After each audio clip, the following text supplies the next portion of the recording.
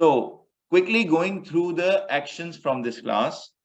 Number one, always remember we are not alone and our life is being recorded via CCTV cameras and it will be played back on the day of judgment. Allah subhanahu wa ta'ala mentioned clearly, everything that we hide or everything that we reveal or we say aloud, everything is known to Allah subhanahu wa ta'ala.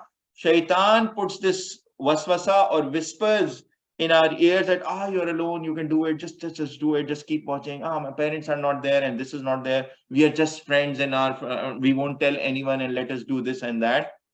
So only truly believing the above fact, if you keep the image of CCTV cameras in your mind, imagine them in your room, imagine them under your blanket when you are holding your mobile phone, imagine them in your washroom, imagine them in your class when you are with your friends or when you with your, if you believe in this fact that you are being watched and everything is recorded and it will be played back on the day of judgment, majority of your sins will go away. But you have to be conscious of this fact.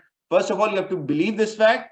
Second of all, you have to be conscious of this fact all the time, because shaitan also will try to make you forgetful of this fact that yes, you are not alone. There is no such thing as alone. There is no such thing as secret from Allah subhanahu wa ta'ala.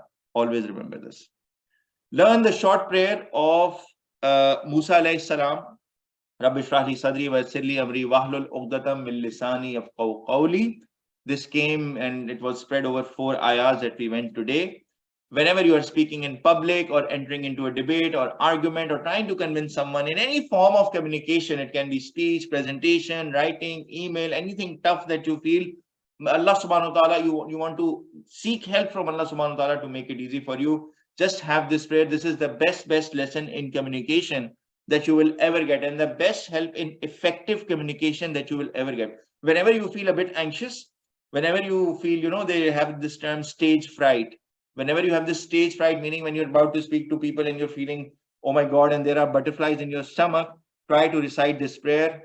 Hold your hand, and just it will strengthen your heart. It will expand your chest, as we went through the entire meaning, and it will help you to be a more effective communicator in order to convince others as well.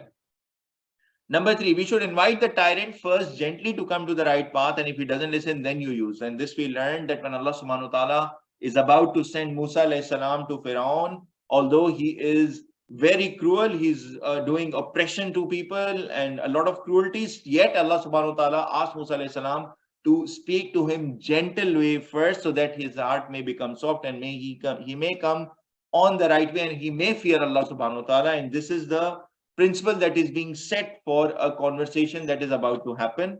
And finally, to be fearless, believe in Allah subhanahu wa ta'ala. He is with us and is always watching, just as we went through in the last part of our lesson. Believe in Allah subhanahu wa ta'ala and he's with you watching. This is how you can unleash yourself and be totally fearless. This marks the end of today's lesson. I don't know if you guys have any other question or comment before we end the class. Always, you have your hand raised. Is there any other comment, or is it from the previous time? Yes, sir. I have to share a verse from Quran. Not a verse, like a translation of verse, like a story of Prophet Ibrahim. Sure. That he was on the right, so he was on the right and he was truth. So he doesn't please his father because he know Allah is with him. Jazakallah khairan Awais, and you're right. And we went through this story of Ibrahim alayhi salam as well, that Ibrahim alayhi salam went against his father because he was a polytheist, and he was being very respectful. So he did not follow what his father was saying, despite his father was so harsh to him. Still, he was always respectful to his father, and he tried to continue to convince him. But eventually, obviously, we know that his father did not accept the message. Excellent. Jazakumullah khairan for all your contributions, for all your comments. And we end today's lesson with the prayer Subhanallahi wa bihamdihi, Subhanakallahumma wa bihamdika, ashhadu an la ilaha illa anta astaghfiruka wa atubu ilaik. Purity belongs to Allah and all praise be to him. Purity belongs to you, O Allah, and all praise be to you. I bear witness that there is none worthy of worship besides you. I beg forgiveness from you and I repent before you.